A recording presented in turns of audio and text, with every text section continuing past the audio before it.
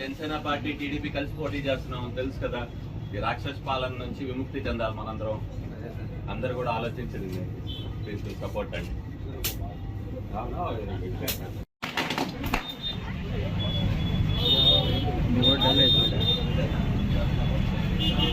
Janasena party TDP కలిసి పోటీ చేస్తున్నాం.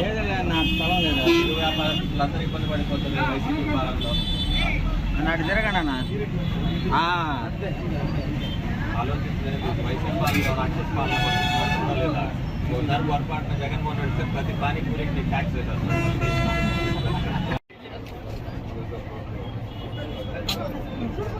అదే ఇందాక చెప్తే నీకు మీరే కాదు ఇంకో 10 మంది ఫోటో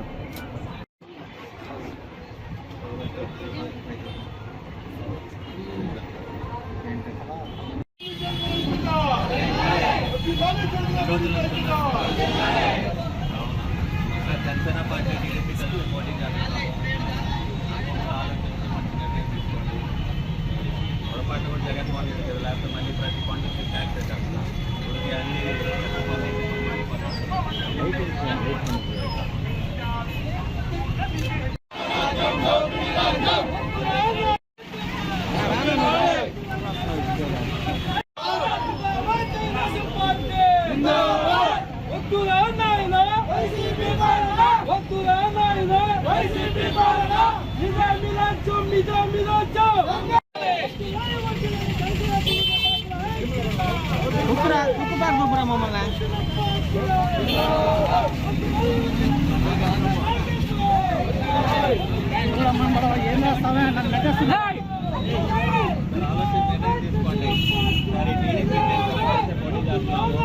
రోజు జనసేన పార్టీ టీడీపీ కలిసి జనం కోసం జనసేన కార్యక్రమం, అదేవిధంగా బాబు గారి భవిష్యత్తు గ్యారంటీ కార్యక్రమం కలిపి చేస్తున్నాము.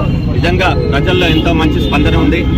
గతంలో కూడా మేము కనుక ఏదైనా డివిజన్లో చేస్తే జనసేన పార్టీ చేస్తుంటే కనుక టీడీపీ వార్డులో డివిజన్ ఇన్ఛార్జీలు వచ్చి చేసేది. అదేవిధంగా నారాయణ గారు కనుక చేస్తుంటే భవిష్యత్తు గ్యారంటీ జనసేన కార్యకర్తలు కూడా నాయకులు కూడా వచ్చి పాల్గొనేది. ఈరోజు ప్రత్యేకంగా నారాయణ గారితో కూడా మేము కూడా కలిసి ఈరోజు ఈ కార్యక్రమంలో పాల్గొనడం చాలా సంతోషంగా ఉంది. ప్రజల్లో నిజంగా జనసేన పార్టీ టీడీపీ కలయికని స్వాగతిస్తున్నారు. ప్రజలు కూడా ఒకటే కోరుకుంటున్నారు, వైసీపీ విముక్తి ఆంధ్రప్రదేశ్ కోరుకుంటున్నారు. జగన్మోహన్ రెడ్డి పాలన మాకు ఇంకొద్దు, మేమెవరం బతకలేకపోతామంటున్నారు. ఎక్కడికి వెళ్ళినా ఎవరిని కలిసినా కానీ వాళ్ళ కష్టాలు కన్నీళ్లు చూస్తుంటే కడుపు తరుక్కోబోతుంది. ప్రతి ఒక్క విషయంలో ఈ వైసీపీ వైఫల్యం చెందింది. రాబోయే రోజుల్లో మాత్రం బుద్ధి చెప్పడానికి, వైసీపీకి బుద్ధి చెప్పడానికి రెడీగా ఉన్నారు ప్రజలందరూ కూడా. ప్రతి ఒక్కరు కూడా ప్రజలు కూడా ఆలోచించి మన భవిష్యత్తు, రాష్ట్ర భవిష్యత్తు, పిల్లల భవిష్యత్తును దృష్టిలో పెట్టుకొని ఈసారి జనసేన పార్టీ టీడీపీ ఉమ్మడి అభ్యర్థి ఎవరైనా కానీ తప్పకుండా ఓటేసి గెలిపించుకోవాలని చెప్పి కూడా కోరుకుంటున్నాను. జై హింద్, జై జనసేన. ప్రజలకి వాళ్ళ సమస్యలు తెలుసుకుంటూ ఈ యొక్క జగన్మోహన్ రెడ్డి పరిపాలనలో వాళ్ళు పడుతున్న ఇబ్బందులన్నింటినీ అధిగమించాలనే ఉద్దేశంతో, అంటే ప్రజలని ఆ ఇబ్బందుల నుంచి ఉపశమనం కలిగించాలంటే ఒకటే, ఈ రాష్ట్రం నుంచి వైసీపీ ప్రభుత్వాన్ని తొలగించాలి.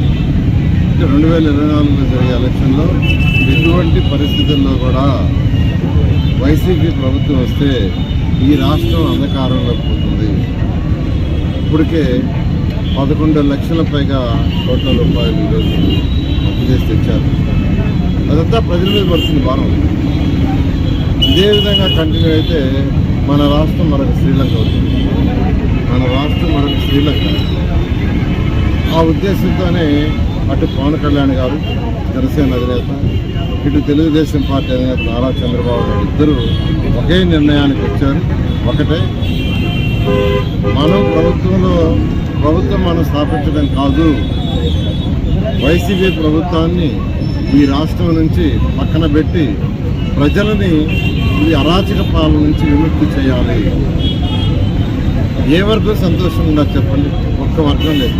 వ్యాపారస్తులు లేరు, చిన్న చిన్న బేల్దారి పని చేసుకునేవాళ్ళు లేరు, చిన్న చిన్న ప్లంబర్ పని చేసుకునేవాళ్ళు లేరు, చిన్న చిన్న ఎలక్ట్రీషియన్స్ లేరు, ఆటో రిక్షా వాళ్ళు లేరు, డ్రైవర్లు లేరు, వ్యవసాయ కూలీలు లేరు, ఉద్యోగస్తులు సరే టోటల్గా 100% అగైనెస్ట్, టీచర్లు టోటల్గా అగైనెస్ట్. ఎక్కడో భయంగా ఉండారు, భయపడుతున్నారు.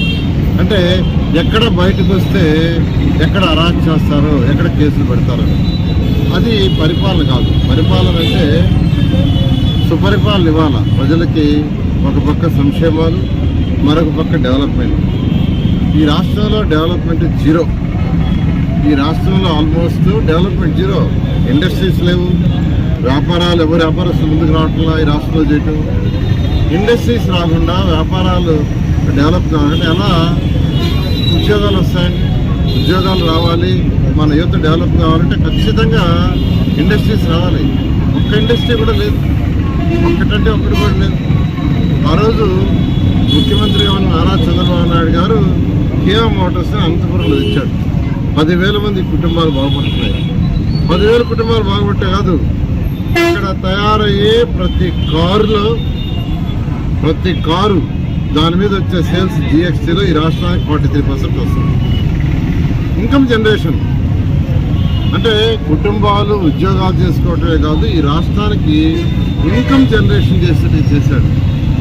ఆ వచ్చిన డబ్బుల్ని కొంత సంక్షేమానికి, కొంత డెవలప్మెంట్కి. అలాంటిది పరిపాలన. కానీ ఈ జగన్మోహన్ రెడ్డికి అది లేదు.